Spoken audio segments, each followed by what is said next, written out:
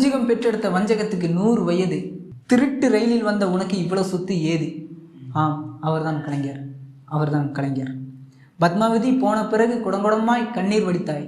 தலைவா, பத்மாவதி போன பிறகு குடங்குடமாய் கண்ணீர் வடித்தாய். அடுத்த நாளே தயாளம்மாவுக்கு உன் மனசுக்குள் இடம் கொடுத்தாய். 20 வருடம் கடந்த பிறகும் ராசாத்தியையும் இணைத்து கொண்டாய். பெற்ற பிள்ளைகளுக்குள் சண்டை வராமல் நல்ல தகப்பனாய் நீ பார்த்து கொண்டாய். தலைவா, நீ பார்த்து கொண்டாய்.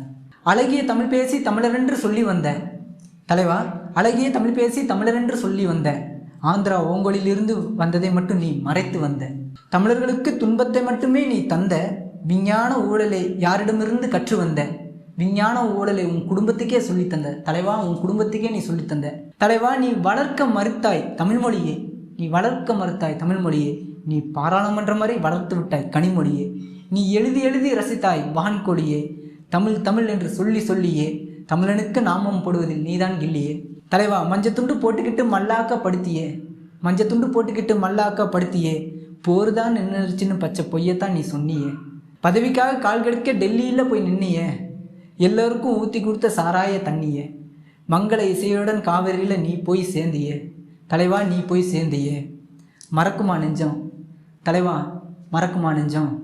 செத்த பிறகாவது அமைதியாக இருக்கேன் கொஞ்சம். சென்னை முதல் குமரி வரை சிலைகள் இருக்கு உனக்கு. சென்னை முதல் குமரி வரை சிலைகள் இருக்கு உனக்கு. பிறகு வெட்டு செலவில் மெரினாவில் உன் பேனா சிலை எதற்கு? 80 கோடி ரூபாயில் உன் பேனா சிலை எதற்கு?